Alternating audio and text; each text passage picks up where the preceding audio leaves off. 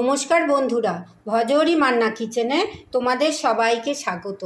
আজকে একটা পুরনো জনপ্রিয় রেসিপি নিয়ে তোমাদের সামনে চলে এসেছি। আজকে আমি এঁচোড়ের কোপ্তা কারি বানিয়ে তোমাদের সঙ্গে শেয়ার করছি।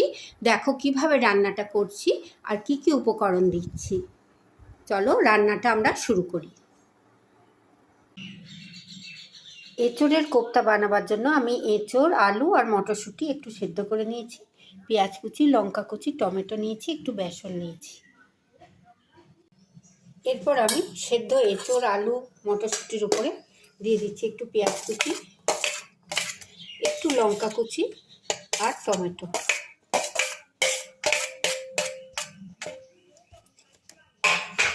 এরপর একটু দিচ্ছি বেসন, পরিমাণ মতো লবণ, একটু হলুদ আর একটুখানি লঙ্কার গুঁড়ো। ঝালটা পরিমাণ মতো দিলেই হবে। সব দিয়ে আমি এই উপকরণগুলোকে একটু মাখিয়ে নিচ্ছি। এখন অল্প অল্প করে একটু জল দিয়ে দিয়ে আমি একটা এঁচোড়ের মণ্ড বানিয়ে নিচ্ছি।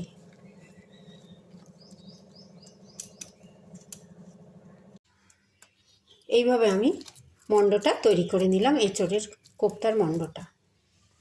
এরপর এর উপরে একটুখানি তেল দিয়ে দিচ্ছি, তাহলে কোপ্তাগুলো খুব ক্রাঞ্চি হবে। তেলটাও খুব ভালো করে মিশিয়ে নিচ্ছি। পরবর্তী পর্যায়ে আমি হাতের মধ্যে একটু তেল নিয়ে নিচ্ছি আর এই কোপ্তার থেকে একটু করে মণ্ড হাতে নিয়ে নিচ্ছি। আকারটা তোমরা তোমাদের পছন্দ মতো দিও। খুব সুন্দর করে আমি কোপ্তাগুলো গড়ে নিচ্ছি।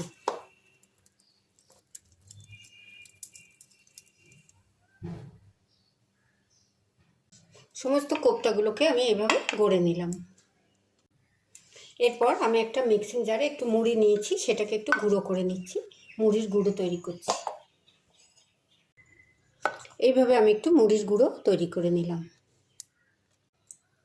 যে কোপ্তাগুলোকে আমি গড়ে রেখেছি সেইগুলোকে এবার আমি গুঁড়ো মুড়ির ওপরে ছড়িয়ে দিচ্ছি।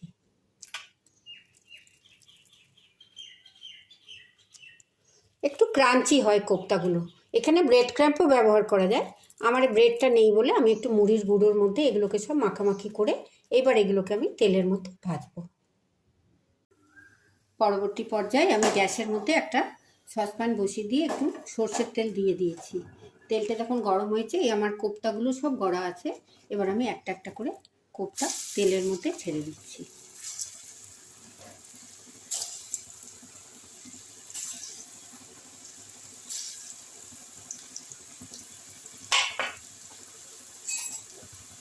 কোপ্তাগুলো একটু আমরা এপিট ওপিট করে ভেজে নেব। একটা সাইড খুব ভালো করে ভাজা হয়ে গেলে আমি কোপ্তাগুলোকে আস্তে আস্তে করে উল্টে দিচ্ছি।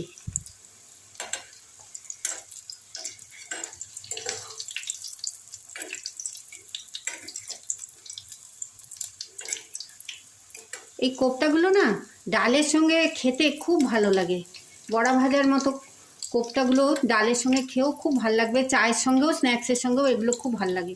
এইভাবে আমি কোপ্তাগুলো উল্টে পাল্টে সব কোপ্তাগুলোকে ভেজে নিচ্ছি, একটু কড়া করে ভেজে নিচ্ছি।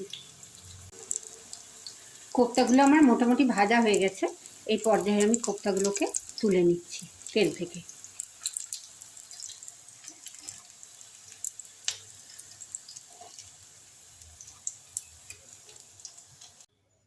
কাঁঠালের কোপ্তাগুলো আমার সমস্ত ভাজা হয়ে গেল। আমি গ্যাস থেকে একটা কড়াই থেকে তুলে একটা প্লেটে সাজিয়ে রাখলাম। এরপরে আমরা পরবর্তী পর্যায়ে চলে যাচ্ছি। পরবর্তী পর্যায়ে আমি গ্যাসের উপরে আরেকটা কড়াই বসিয়ে দিয়ে তাতে একটু তেল দিয়ে দিলাম। তেলটা গরম হয়ে গেছে, তার মধ্যে প্রথমে আমি একটু শুকনো লঙ্কা দিয়ে দিচ্ছি, একটু তেজপাতা, একটুখানি দারচিনি, লবঙ্গ আর একটু এলাচ ফাটিয়ে দিয়ে দিলাম। ফোড়নটাকে একটু আমি ক্র্যাক করে নিচ্ছি। আর দিয়ে দিচ্ছি একটু জিরে, গোটা জিরে। জিরের গন্ধটাই কোপ্তা কারিতে খুব ভালো যায়, আর গোটা গরম মশলার গন্ধটাও খুব ভালো লাগে। গ্যাসের ফ্লেমটাকে আমি একদম লো টু মিডিয়ামে রেখেছি। এবার মশলাটা আমি ক্র্যাক করে নিলাম। এরপর আমি একটু পেঁয়াজ কুচিয়ে রেখেছি, গ্রেভি বানাবার জন্য আমি একটু পেঁয়াজ দিয়ে দিলাম। পেঁয়াজটা একটু আমি নাড়াচাড়া করে নিচ্ছি। পেঁয়াজটা প্রায় 1 মিনিট আমি একটু নরম করে নিলাম। এর উপরে দিয়ে দিচ্ছি একটুখানি কেটে রাখা টমেটো। এটাকেও আমি একটু টস করে নিচ্ছি। এই পেঁয়াজ টমেটোটা তোমরা বেটেও দিতে পারো, কিন্তু বেটে দিলে একটু বেশি রিচ হয়ে যায়। এখন খুব গরম তো, অত রিচ খাবার অনেকের হজম হয় না। আমারও বাড়িতে বয়স্ক মানুষ আছে, আমি ওই জন্য ভেজে এগুলোকে ইউজ করছি। তোমরা ইচ্ছে করলে বেটেও দিতে পারো। এখন কচ্ছি কাঁঠাল গাছে গাছে, একবার এইভাবে কোপ্তা কারি করে খেয়ে দেখো। এরপরে আমি পেঁয়াজটা টমেটোটা যখন একটু ভাজা ভাজা হয়েছে, আমি একটু আদা রসুনের পেস্ট দিয়ে দিলাম। লো টু মিডিয়ামে গ্যাসটা রেখে একটু আদা রসুনটাও আমি ভালো করে কষে নিচ্ছি। আদা রসুন পেঁয়াজ টমেটো গরম মশলা সব ফোড়নগুলো আমার এরকম একটু ভাজা ভাজা হয়ে এসছে। এরপরে আমি একটুখানি জিরের গুঁড়ো দিয়ে দিচ্ছি, একটুখানি ধনের গুঁড়ো দিচ্ছি, আর একটুখানি দিচ্ছি লঙ্কার গুঁড়ো, কাশ্মীরি মির্চ। এটা আমি রঙের জন্য দিচ্ছি, তোমরা ঝাল লঙ্কা পছন্দ করলে সেটাও পরিমাণ মতো দিও। সমস্ত গুঁড়ো মশলাগুলো আমি এর সঙ্গে ভেজে নিচ্ছি, একটু নাড়াচাড়া করে নিচ্ছি। যখন মোটামুটি হয়ে এসছে, এই পর্যায়ে আমি একটু জল দিয়ে দিচ্ছি। আমি একটু জল দিয়ে দিলাম। এবার এই মশলাগুলো একটুখানি আমি ফুটে যাওয়ার জন্য অপেক্ষা করব, তাহলে মশলাগুলো নিজেরাই গায়ে মাখামাখি হয়ে যাবে।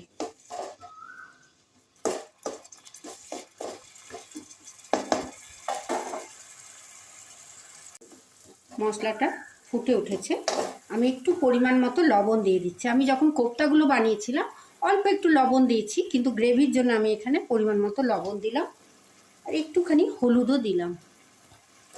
আরেকবার এটাকে আমি টস করে নিচ্ছি। গ্রেভিটা আমার মোটামুটি হয়ে গেছে। এই পর্যায়ে আমি এই যে ভেজে রাখা কোপ্তাগুলো রেখেছি, সেগুলোকে আমি ঝোলের মধ্যে দিয়ে দিচ্ছি। তাহলে কোপ্তাগুলোর মধ্যে গ্রেভির রসটা ঢুকে গেলে কোপ্তাগুলো খুব ভালো লাগবে।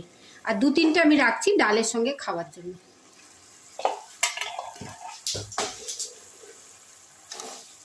একটু উল্টে পাল্টে দিচ্ছি। গ্যাসের ফ্লেমটাকে আবার লো করে দিলাম। এইভাবে একটু আমি প্রায় 2-3 মিনিট ঢাকা দিয়ে দিচ্ছি, যাতে কোপ্তাগুলো একটু রস ঢুকে যায়। প্রায় 2 মিনিট হয়ে গেল। 2 মিনিট পর আমি ঢাকাটা খুলে কোপ্তাগুলো একটু গ্রেভির মধ্যে উল্টে পাল্টে দিচ্ছি। খুব সুন্দর একটা গন্ধ আসছে, কালারটাও আমার খুবই সুন্দর এসছে। উল্টে দিলাম। খুব একটা গ্রেভি রাখবো না, মাখো মাখো করবো। এরপরে আমি একটা জিনিস অ্যাড করছি, একটু ব্যালেন্সের জন্য একটু মিষ্টি ফেলে দিচ্ছি। যে কোনো নোনতা খাবারে একটুখানি মিষ্টি দিয়ে দিলে নুন চিনির ব্যালেন্সটা খুব সুন্দর হয়। দিয়ে আমি আরেকবার নাড়াচাড়া করে নিচ্ছি। এরপর আমি আরেকটু উপকরণ মিক্স করছি, একটু ক্রিম, ফ্রেশ ক্রিম। এটা বাড়িতে থাকলে তোমরা দিও, না থাকলে তোমরা দইও দিতে পারো।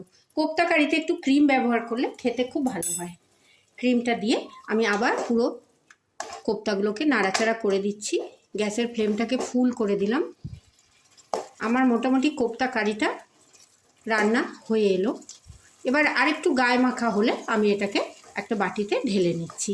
এইভাবে এঁচোড়ের কোপ্তা কারি করে তোমরা খেয়ে দেখো, একটু মুখের স্বাদ বদলাবে। এটা রুটি পরোটা ভাত সবের সঙ্গেই খেতে খুব ভালো লাগে। আবার চায়ের সঙ্গে স্ন্যাক্স হিসেবেও তোমরা কোপ্তাগুলো খেতে পারো। এখন আমি গ্যাসের ফ্লেমটাকে বন্ধ করে দিচ্ছি। আমার গ্রেভিটা মোটামুটি রেডি হয়ে গেছে। এবার আমি যখন স্ট্যান্ডিং টাইমে রাখবো, এই গ্রেভিটা গায়ে মাখামাখি হয়ে যাবে, তখন আমি এটাকে ঢেলে নিচ্ছি।